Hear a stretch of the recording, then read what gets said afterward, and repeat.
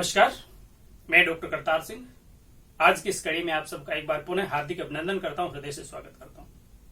ईशावास्योपनिषद की हमारी यह श्रृंखला चल रही है। आज की कड़ी में हम शेष बचे हुए मंत्रों की चर्चा करेंगे। यदि हमारी पहली वीडियो आपने नहीं देखी है, पहले सेशन से आप नहीं जुड़े, तो निश्चित रूप से आपको हमारे पहली वीडियो में जाना पड़ेगा, क्योंकि तभी आपको भान होगा कि ये कौन से वेद से संबंधित है, इसमें कितने मंत्र हैं, इसकी शुरुआत किस शब्द से होती है, मूल रूप से ईशावास्यमिदं सर्वम यत् किंचित जगत्याम जगत के मूल भाव क्या है, क्या ये त्याग की भावना पर आधारित है, क्या ये परोपकार की भावना पर आधारित है। इन सारी चीजों का समाधान करने के लिए निश्चित रूप से आपको हमारी बेस यानी पहली वीडियो आपको देखनी पड़ेगी। आइए आज की कड़ी में हम मूल रूप से इस श्रृंखला की हम चर्चा करते हैं, लेकिन सामान्य जानकारी आपको होनी चाहिए कि ये पूर्ण रूप से यजुर्वेद के कौन से भाग से ली गई है, इसके बारे में आपको पढ़ने से पहले भाष होना चाहिए। ठीक है, इसमें मूल रूप से 18 मंत्र हैं। इन 18 मंत्रों में किस चीज का वर्णन किया गया है, इसके बारे में आपको आभास होना चाहिए। तभी जाके आज की शेष बची हुई जो श्रृंखला है, शेष बची हुई जो हमारी कड़ी है, उसका पूर्ण रूप से आप आनंद उठा पाएंगे, पूर्ण रूप से आप लाभ उठा पाएंगे। मैं हर वीडियो में, हर मेरी क्लास में कहता हूं, यदि आप शिक्षार्थी है तो सोने पे सुहागा है। निश्चित रूप से हर समस्या का समाधान हम आपके साथ में शेयर कर रहे हैं। लेकिन यदि आप शिक्षार्थी नहीं भी है, केवल अपने ज्ञान वर्धन के लिए हमारे साथ जुड़ना चाहते हैं, केवल भारतीय परंपरा, भारतीय सभ्यता और भारतीय संस्कृति का ज्ञान आप प्राप्त करना चाहते हैं, तो निश्चित रूप से ये सेशन आपके लिए। न सिर्फ हम संस्कृत बल्कि हिंदी की बहुत महत्वपूर्ण जानकारी आपके साथ हम समय समय पर शेयर करते हैं। प्राचीन हमारे जो कवि थे, लगभग सब लोगों ने, आपने जिन कवियों को तुलसीदास, सूरदास आदि को आपने पढ़ा है, उनकी जो महत्वपूर्ण उपलब्धियां हैं, उनकी जो महत्वपूर्ण दोहे हैं, कबीर आदि के, सूरदास आदि के जो पद हैं, तुलसी की जो मानस है, तुलसी की जो रामचरित मानस है, उसके विभिन्न प्रकार की जानकारी, ऐसी जानकारी जो संभवतः आप लोगों को, बहुत से लोगों को नहीं पता होगी, वो समय समय में आपके साथ शेयर करते हैं। तो जरूर हमारी इस पूरी कड़ी से जुड़िए।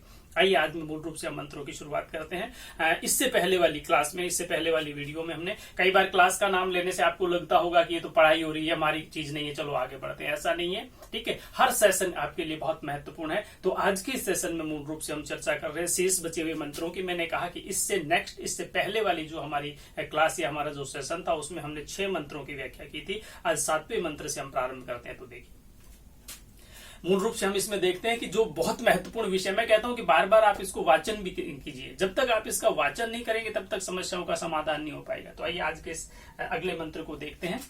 यस्मिन सर्वाणि भूतानि, मूल रूप से हम भूत के लिए बात करते हैं। यस्मिन सर्वाणि तान आत्मे अभूत विजानत है। ठीक है, एक एक शब्द के बारे में आपको गौर करना। तत् को मोह कैशोके एकत्वम अनुपश्यते, तत् को मोह कैशोके एकत्वम अनुपश्यते। देखिए कितनी एकता की बात कही है। यस्मिन सर्वाणि तान आत्म एव अभूत विजानत है। जो सारे जीवों को, जो व्यक्ति, जो प्राणी, जो जीव, सारे जीवों को अपनी आत्मा के अंदर ही देखता है, जो सारे जीवों के साथ आत्मस्वरूप व्यवहार करता है, जिनको लगता है कि सारे संसार के जो जीव हैं वो मेरी आत्मा में निहित है, अर्थात मेरी आत्मा सारे संसार के जीवों में निहित है। यहाँ पर जो आत्मा परमात्मा के भेद को अस्वीकार कर देता है, जो सारी दुनिया को अपने अंदर स्वीकार करता है, जो सारे जीवों को अपने अंदर स्वीकार करता है, जो ऐसा जानता है। ठीक है, लास्ट में लिखा है एकत्वम अनुपश्यते है। यहां पर हम कह रहे हैं एकत्वम अनुपश्यते, अर्थात जो एक ही देखता है, जो सबको एक देखता है, जो बाहर के जीव को भी अपने अंदर देखता है, जो अपनी आत्मा में बाहरी दुनिया को देखता है। यहाँ पर ठीक है, तत्र को मोह कैशोके।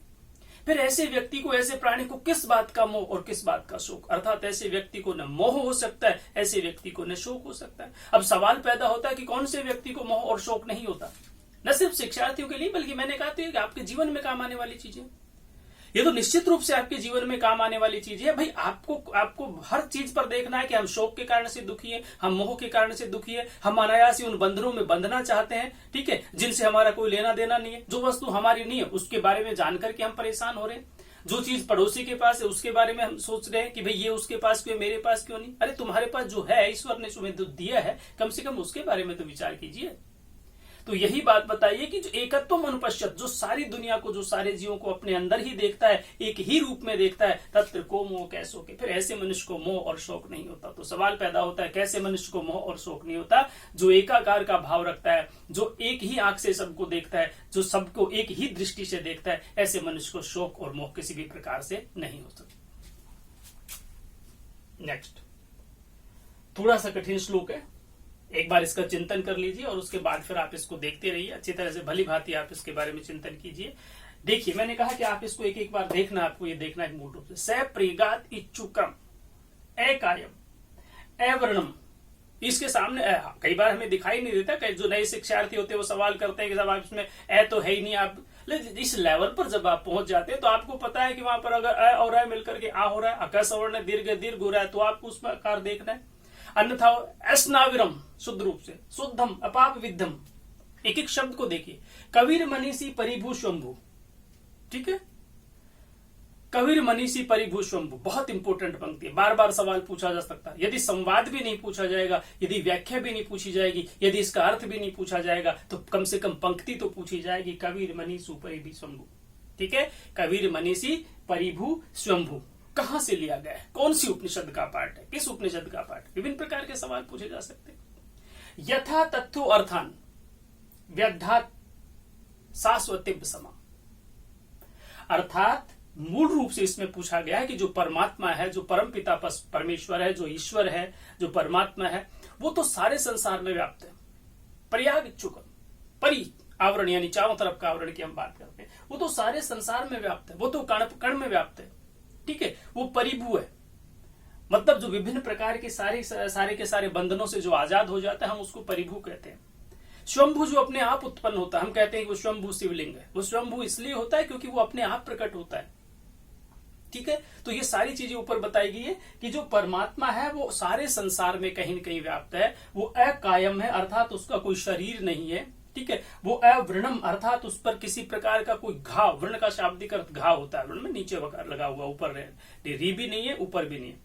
ठीक है, तो वर्ण का तात्पर्य घाव, अर्थात उसके घाव नहीं है। अब घाव नहीं से तात्पर्य क्या हुआ कि जिस प्रकार शरीर में घाव आदि पीड़ा देते हैं, इस प्रकार ये जो शरीर है, ईश्वर का जो शरीर है, ये जो आत्म तत्व है, ये जो परमात्म तत्व है, ये तो किसी प्रकार के विकारों से रहित है। इसमें तो किसी प्रकार का कोई घाव अर्थात किसी प्रकार की कोई पीड़ा नहीं होती। अस्नाविरम, अर्थात विभिन्न प्रकार की जो स्नायु तंत्र हमारे अंदर शरीर में विद्यमान होता, जो जीव के तंत्र में, वो उस परमात्मा में तो नहीं है, वो ईश्वरवत में तो नहीं है। ठीक है, वो शुद्ध है, वो पूर्ण रूप से शुद्ध है। अपाप विद्धम, किसी भी प्रकार के पापों से वो बिल्कुल पूर्ण रूप से दूर है, उसमें किसी प्रकार का पाप नहीं है। कबीर मनीषी परिभी स्वंभू, अर्थात जिस प्रकार कवि और मनीषी होते हैं, उसी प्रकार से इस परमात्मा को देखा गया। कवि भी अपने आप में त्रिकालदर्शी होता है, कवि भी अपने आप में कांत दृष्टा होता है, भूत भविष्य का जानकार होता है। ठीक है, उसी प्रकार परिभू अपने आप में सारे संसार में व्याप्त होने वाला, जो सारे संसार विभिन्न प्रकार के भावों से आजाद हो जाता है, वो परिभू की श्रेणी में आता है। जो अपने आप उत्पन्न होता है, वो स्वयंभू की श्रेणी में आते हैं। और ये परमात्मा उन सारी चीजों को वैसे का वैसा रखता है जैसा होना चाहिए। यथा तथ्यो अर्थान वेदात शाश्वतिब समाभ्य। ठीक है, जब तक ये शाश्वत समा रहेगी, जब तक ये प्रकृति रहेगी, जब तक ये धरती रहेगी, जब तक ये संसार रहेगा, ठीक है, तब तक ये ईश्वर उन चीजों को यथा तथ्य रूप में स्वीकार करता है। मैंने कहा कि ये सामान्य जानकारी है, जब हम इसकी डीपली, इसकी गहराई में जाएंगे कि एक एक शब्द के बारे में हमें चिंतन करना पड़ेगा, और मुझे लगता है वो सारी की सारी चीजें इस माध्यम से हम आप तक नहीं पहुंचा सकते। क्योंकि कबीर मनीषी परिभू स्वंभू एक छोटी सी पंक्ति अपने आप में बहुत बड़ी व्यापक है। यथा तथ्यो अर्थान अपने आप में बहुत व्यापकता लिए हुए यहाँ पर। कैसी चीज, ईश्वर संसार में जो चीज होनी चाहिए उसकी वैसी ही व्यवस्था करता है। हम तो जबरदस्ती का रोना रोते हैं कि ये हो गया वो हो गया, जो होना चाहिए वो हो रहा है। ठीक है, इसलिए उसको स्वीकार करो। अगर अच्छी चीज है तो भी उसको स्वीकार करो, और अगर आपको गलत भी हो रहा है तो भी उसको स्वीकार करो, क्योंकि आप जो चाहते हैं वो नहीं हो रहा, तो ईश्वर जो चाहता है वो हो रहा है। और आपको चिंतन करना चाहिए कि कोई भी पिता अपने पुत्रों के लिए, अपने संतान के लिए कुछ गलत नहीं करता। जो आपके भाग्य में है वो तो करना पड़ेगा। ठीक है, जो आपके कर्म है उसका उपभोग आपको करना पड़ेगा। जो आपके हिस्से में, आपके दाएं भाग में जो आता है उसका उपभोग आपको करना पड़ेगा। जो आपने बीज बोए उसका वृक्ष आपको उगा है, आपके साथ में एक वृक्ष के रूप में अगर आप है, तो उसके फलों को आपको भोगना पड़ेगा। कुछ ऐसा यहाँ पर कहा गया। अगले मंत्र को देखते हैं। नेक्स्ट मंत्र है अंधम तमम प्रविशंति। अंधम तमम प्रविशंति यह अविद्याम उपास्ते। देखिए, अंधम तमम प्रविशंति ये अविद्याम उपास्ते। विद्या और अविद्या का खेल आपको ध्यान रहना चाहिए। ततो भू इव ते तमो ये ओम विद्यायाम। देखिए कितनी दो अलग अलग विरोधाभासी बात है। मतलब जो अंधम तमम अर्थात किसी गहरे अंधकार में प्रवेश कर जाते हैं। कौन व्यक्ति किसी गहरे अंधकार, इसमें देखिए कौन व्यक्ति, ये अविद्याम उपासते। जो व्यक्ति अविद्या की उपासना करते हैं वो किसी गहरे अंधकार में व्याप्त हो जाते हैं। लेकिन ततो भू इवते तमो, लेकिन वो व्यक्ति तो उससे भी अधिक तम में अर्थात उससे भी अधिक गहरे अंधकार में व्याप्त होता है, जो ओम विद्यायाम रता, जो ओम की विद्या में रता है। समझिए, मतलब जो अविद्या की उपासना करते हैं वो भी गहरे अंधकार में जाते हैं, और जो विद्या की उपासना करते हैं वो भी गहरे अंधकार में जाते हैं। तो फिर मनुष्य करे क्या? विद्या और अविद्या इन दोनों के दूर रहकर, इन दोनों से दूर रहकर के ब्रह्म की प्राप्ति संभव। विद्या और अविद्या इन दोनों से दूर रहकर ही ब्रह्म की प्राप्ति संभव है। इसलिए हमें विद्या और अविद्या से दोनों से दूर रहना चाहिए। ये विद्या और अविद्या है क्या? एक ज्ञान है, दूसरा कर्म है। जब आप ज्ञान में डूब जाते हैं तो कर्म पीछे छोड़ देते हैं, और जब आप कर्म में पूर्ण रूप से लिप्त हो जाते हैं तो ज्ञान आपसे दूर चला जाता है। ज्ञान और विद्या, ज्ञान और कर्म दोनों का बैलेंस बना करके चलना पड़ेगा, तभी जाके मूल रूप से हमें ब्रह्म तत्व की, ईश्वर की प्राप्ति हो सकती है। वैसे ईश्वर की प्राप्ति संभव नहीं है सामान्य रूप से, लेकिन जो ब्रह्म विद्या है इसको उपनिषदों के माध्यम से, गुरुओं के बताए हुए मंत्रों के माध्यम से, ऋषियों की बताई हुई परंपरा के माध्यम से हम इसको प्राप्त कर सकते हैं। सामान्य सी जानकारी इतनी एक छोटी सी सेशन में, छोटी सी क्लास में संभव नहीं हो सकती। ठीक है, पूर्ण रूप से आपको इसका अध्ययन करना है, बार बार इसका वाचन करना है, बार बार इसको आपको देखना है। यहाँ पर आपके जो सवाल बनते हैं उनका समाधान तो हो जाएगा, जो सवालों के लिए पढ़ रहे हैं उनका समाधान तो हो जाएगा किसी क्लास में, किसी नेक्स्ट सेशन में, नेक्स्ट सवालों की क्लास में। लेकिन जो अपने जीवन में उतारना चाहते हैं, जो हृदयंगम करना चाहते हैं, जो आत्मसात करना चाहते हैं, उनको तो ठंडे दिमाग से सोचना पड़ेगा। ये विद्या क्या है ये सोचना पड़ेगा, ये अविद्या क्या है ये सोचना पड़ेगा, ये गहरा अंधकार कौन सा आपको सोचना पड़ेगा। विद्या पढ़ने वाला, ज्ञान प्राप्ति करने वाला भी अंधकार में जाता है और अज्ञानी व्यक्ति भी अंधकार में जाता है। क्या ये दोनों ही प्रकार के अंधकार एक है या ये अलग अलग प्रकार के अंधकार है? ये बहुत गहरी बात है। निश्चित रूप से इसके बारे में हमें जानकारी प्राप्त करनी चाहिए। अगले मंत्र को देखते हैं। नेक्स्ट देखिए, अन्याद आहुर अविद्या। आप इसका ध्यान रखें, यहाँ पर मैं कई बार सामने देख लेता हूं, मुझे इसकी तरफ देखना चाहिए, लेकिन मुझे कई बार मैं बोलता हूं, शिक्षार्थियों की तरफ मैं देखता हूं, सामने बैठे होते हैं, उनकी तरफ ध्यान रहता है मेरा, तो आपका चिंतन इधर के देख करके कीजिए। अन्याद आहु विद्या और अन्याद आहु अविद्या इति सुस्त्रम धीराणाम ये नस्तत विचक्षे। अन्याद आहु विद्या, कुछ अन्य लोग, अन्य प्रकार के लोग, एक प्रकार का जो वर्ग कहता है वो तो कहता है कि ईश्वर की प्राप्ति जो है, उस पर ब्रह्म की प्राप्ति जो है वो विद्या के माध्यम से हो सकती है, और अन्याद आहु अविद्या। और एक अन्य वर्ग कहता, आहु यानी कहना, अविद्या, और एक दूसरा वर्ग कहता है कि अविद्या के माध्यम से ईश्वर की प्राप्ति संभव। अब किसकी बात माने? एक वर्ग कहता है, एक समुदाय कहता है, एक हिस्सा कहता है, एक बहुत बड़ी आबादी, आबादी से तात्पर्य जो इस ब्रह्म को जानते हैं, जो नहीं जानते उनके लिए तो सारी चीजें सामान्य। अन्य कहते हैं कि विद्या के माध्यम से उस ब्रह्म तत्व को प्राप्त किया जा सकता है, और अन्याद और अविद्या, और एक अन्य कहता है, अन्य वर्ग कहता है कि अविद्या के माध्यम से इस ब्रह्म तत्व की प्राप्ति संभव। इति सुश्रुम धीराणा, जो वक्ता है, जो ऋषि है, जो गुरु है, जो अपने शिक्षार्थियों के सामने अपनी बात रख रहा है वहां पर, क्योंकि उपनिषद तो गुरुओं की आंखों के सामने होता है। उपनयन संस्कार के बाद सब कुछ गुरु अपने सामने प्रैक्टिकल करवा के बताते थे। गुरु भी ये नहीं कहता कि मेरा ईश्वर के साक्षात्कार हुआ है, हुआ होगा, लेकिन कम से कम शिक्षार्थियों को नहीं कह रहे। वो कहते इति सुश्रुम धीराणाम, ऐसा तो हमने धीर पुरुषों के माध्यम से सुना है। मतलब जो वर्ग विद्या की बात बताता है, जो वर्ग अविद्या की बात बताता है, ऐसा हमने धीर पुरुषों के माध्यम से सुना है। इति सुश्रुम धीराणाम, ऐसा हमने धीर पुरुषों के माध्यम से सुना है।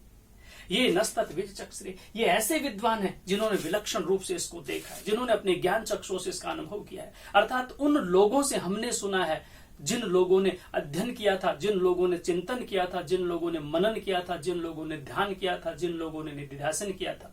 ठीक है, उन लोगों ने हमें जो बात बताई, हम तो वो बात आपको बता रहे हैं यहाँ पर। ठीक है, तो निश्चित रूप से ब्रह्म की प्राप्ति का मार्ग कठिन है, गुरु भी ऐसा मानते हैं। सिर्फ विद्वानों से जो सुना है वो सुनी सुनाई बात हम आपको बताते हैं। नेक्स्ट, विद्याम च अविद्याम च यस्तद भेदो भयम सह। विद्याम च अविद्याम च यस्तद भेदो भयम सह अविद्या मृत्युम तीर्थवा विद्या अमृतम अस्मि।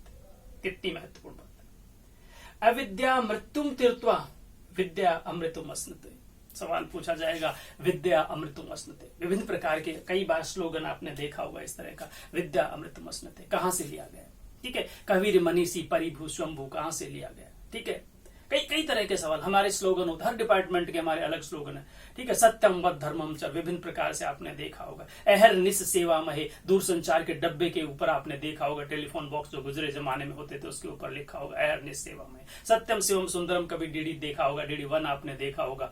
ठीक है, तो आपने देखा होगा सत्यम शिवम सुंदरम उसका स्लोगन था यहाँ पर। ठीक है, हर विभाग, हर डिपार्टमेंट, हर विश्वविद्यालय, हर यूनिवर्सिटी, सबके अलग अलग स्लोगन होते हैं। उसी प्रकार विद्या अमृतम अस्मि कहां से लिया, किसका स्लोगन है? ये जीके का विषय है, जनरल नॉलेज की बात नहीं कर रहा हूं मैं, बात कर रहा हूं कौन से उपनिषद का पार्ट है, ये हमारा विषय यहाँ पर। पहले इसकी चर्चा करते हैं।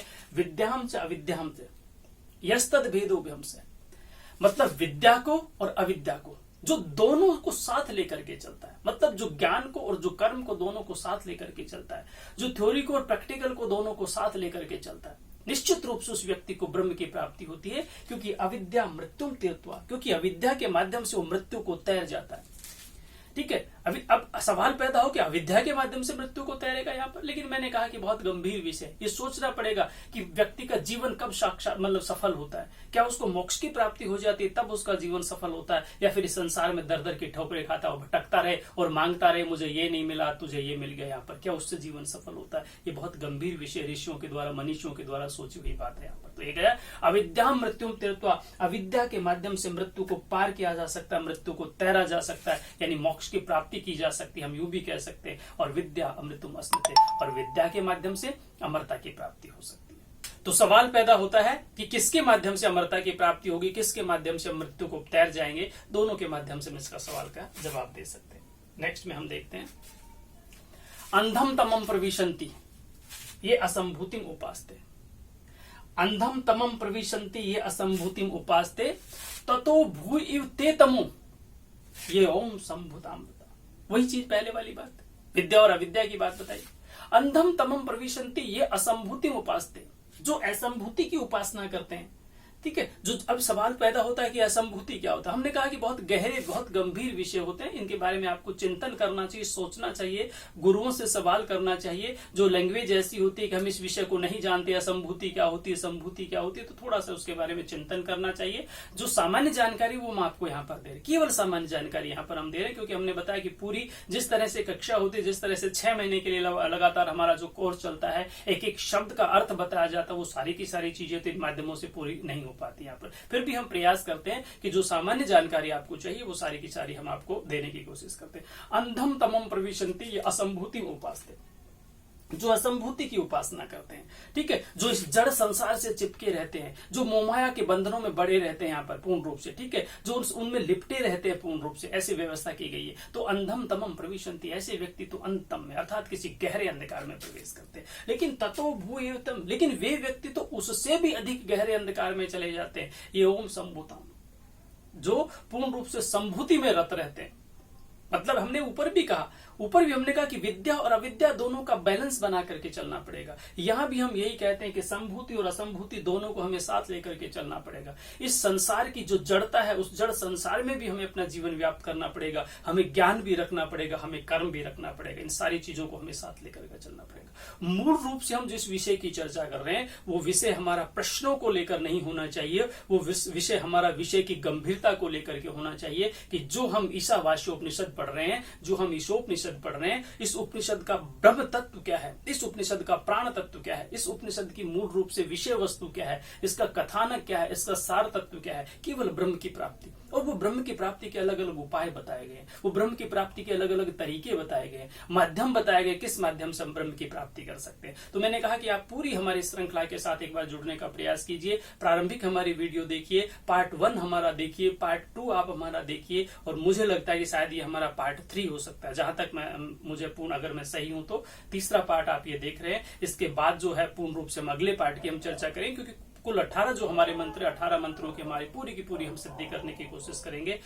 हमारी पूरी श्रृंखला से जुड़िए। अन्य हमारे हिंदी और संस्कृत के जो बहुत महत्वपूर्ण विषय हैं उनके साथ आप जुड़िए। हमारी दीक्षा ऑफिशियल एप्लीकेशन को डाउनलोड कीजिए, फ्री वाले सेक्शन में जाकर के आप टेस्ट दीजिए। दीक्षाofficial.com हमारी जो वेबसाइट है उसको विजिट कीजिए। दीक्षाinstitute.com हमारी जो वेबसाइट है उसको विजिट कीजिए। इसके साथ साथ हमारे जो सोशल हैंडल्स है सारे के सारे, उन पर आप जाकर के छोटे छोटे सवाल प्राप्त कर सकते हैं। केवल यही नहीं कि ये जानकारी आपको मिलेगी, जैसे मैंने बताया कि ईशावास्योपनिषद किस उपनिषद का अंश है, ये आप हमारे सारी चीजों पे, चाहे आप हमारे टेलीग्राम की बात करते हैं, ट्विटर की बात करते हैं, या फिर अन्य जो हमारे जो भी छोटे छोटे चैनल है, सारी की सारी जो आजकल सोशल मीडिया सारी, इन पे आप प्राप्त, हर दिन आपको एक प्रश्न मिलता है, हर दिन आपको एक क्वेश्चन मिलता है यहाँ पर। ठीक है, तो मित्रों हमारी इस पूरी श्रृंखला से जुड़े रहने के लिए पुनः आपका एक बार हार्दिक अभिनंदन, हृदय से स्वागत। आज के इस क्लास में इतना ही, नमस्कार।